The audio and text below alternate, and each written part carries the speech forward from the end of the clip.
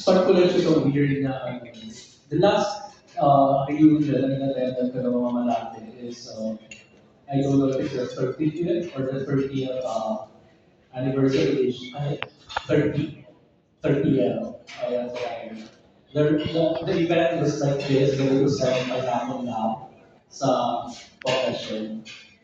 Ang weird doon, they they chose the same foam for that issue. So it's reappearing for the third time. And it's weird. So yeah, so I don't know what's with the foam, but yun lang, buhay ko lang ito, five, matagal na kami wala. Anyway, so the foam was published under the editorship of Miss Pinky Serapicas and his mom. So I was first year student there at the Sun, and isa ang malaki sa una kong sinalihan. Weird thing, another weird thing is, hindi ako nagsusulat ng college, but then when I started writing for Malate, I was encouraged enough to join not only Malate but also the Samin and President. So, yan nga. So, ano ang kinaibahan ng Malate ng panahon yun? So, hindi ka lang sumali. Yung first na binigay sa amin noon, meron kaming orientation, is we were presented with an editorial policy that is parang print out siya, napipirmahan mo. So it's like a commitment to be to be socially conscious, socially relevant, and socially aware. So for the first time, we're a writer who's a prosh, who doesn't write I read naman. Pero malaking commitment to para sa isang nagsisimula ng Manila.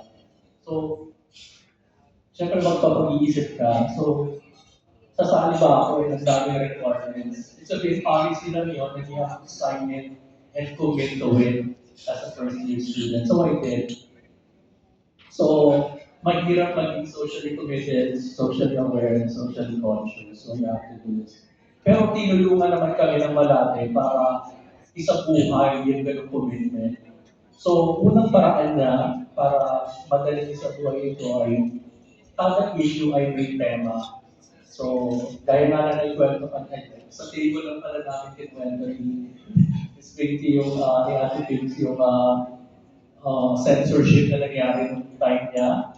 So, may tumataan kami sa censorship, pero kami issue na may EPs na nasa ibabaw, so it's nuclear, so environmental din yun. So, dilagyan yung nasa safe na sa pinalitan niya ng EPs. So, sobrang na disgrace yun, no? So, sakto yun, venerable institution tayo, so hindi dapat lumabas yun. And we're producing a magazine. So magazine siya pala, so 8 and a half by 11. So ang laki-laki niya, and it is distributed to students, may ipis agad sa harap. So, yung tema na yun, so kailangan namin sundin yung theme. So, yung iba parang nahihirapan na these constraints na tinatawag ng iba, naging paraan sa amin para uh, mag-isip lalo about an issue, to consider the issue on all sides. So, hindi lang yung positive and negative, ano ba yung mga gray areas niya. So, I think yung Mariela sa McDo was a product of that. Kasi wala naman ang kaanong experience. So, we eat fast food, katatayo lang ang fast food na McDo, dun sa dating parking lot sa tabi ng Lasal. So, bago siya, so it's very popular. Kung ngayon SB, yung coffee shops yung hinahanap back doon naman. Maliit na maliit. So, walang ganun. So, yung theme made us think of all sides, of all the different sides of an issue. So, we're presented with an issue na hindi pa namin nararanasan.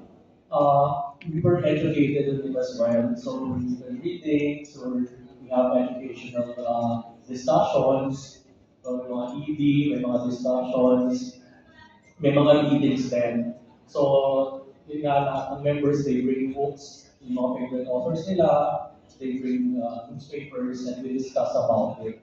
So, sobrang bago nun. Another positive thing about having a theme for each issue, so ibig sabihin nun, lahat kayo nag-iisip ng iba't ibang bagay sa iisang tema.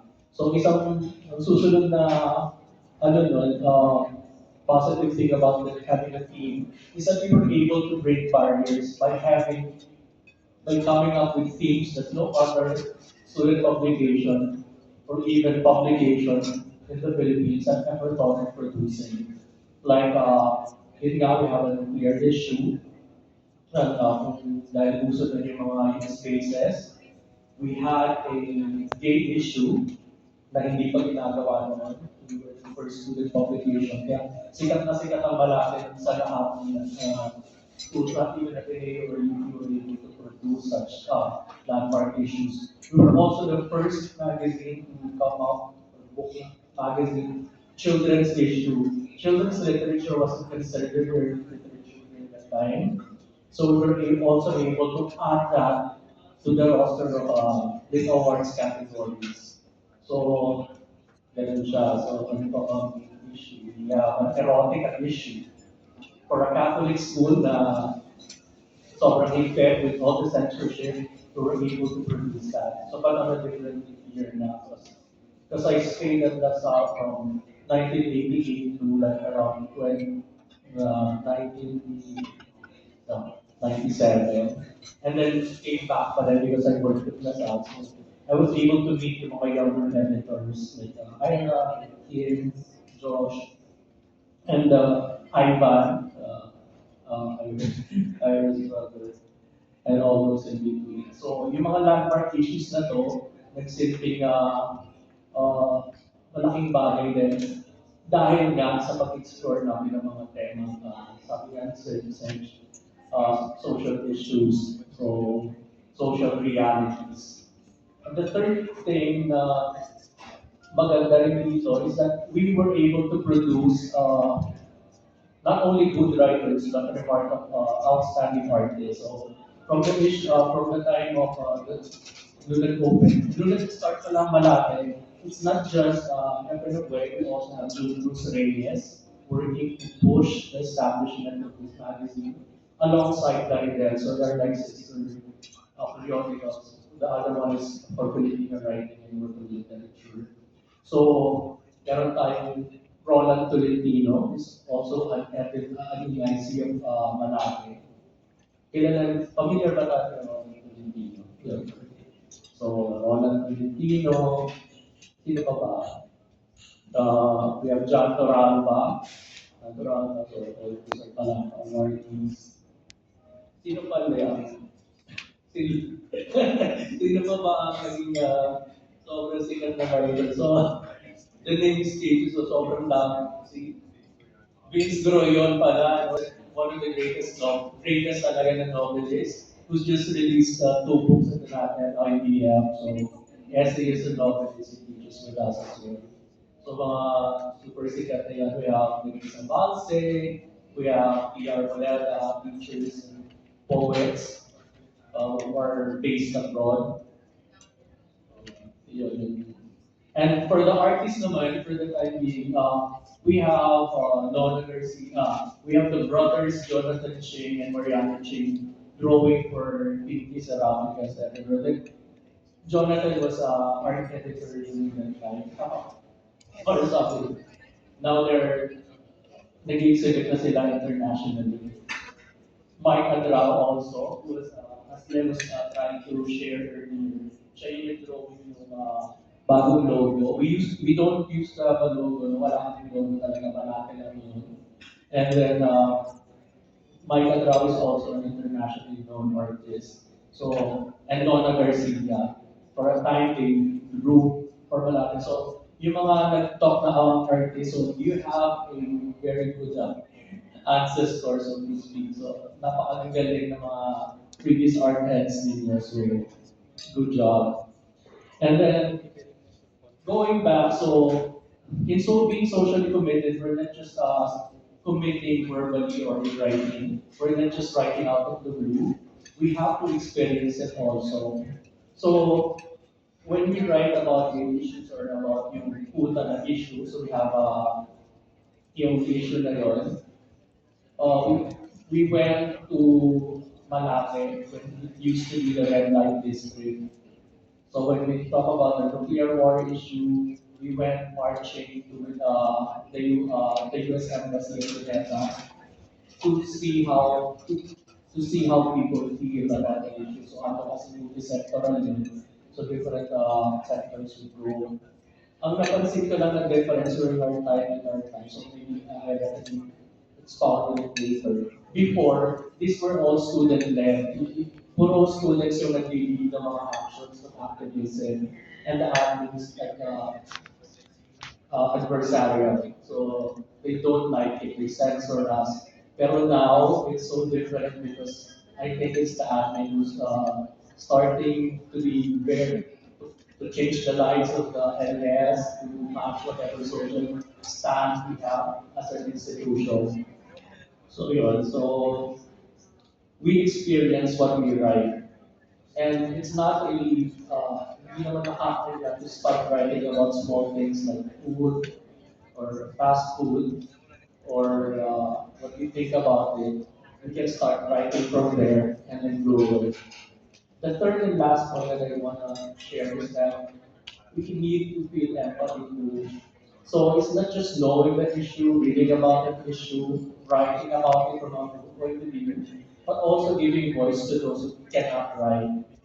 Like most of those affected by the nuclear bases, about farmers or yung mga naalisan ng bahay, these are also voices that they can write. They don't have newsletters sa mga demolition areas.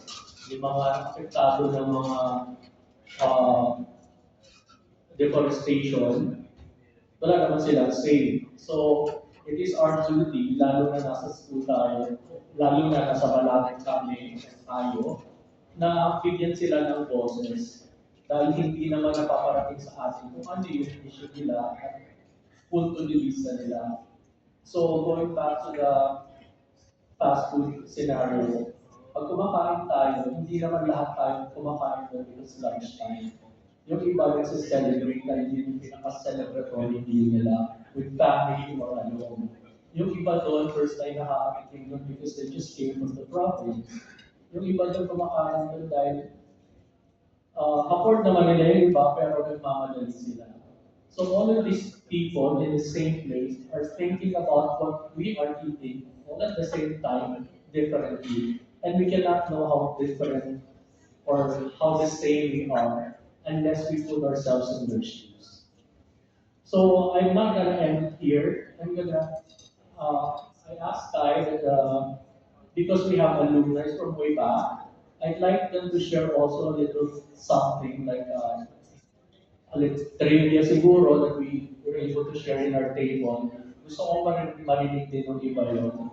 So, siguro I'll call Ira first.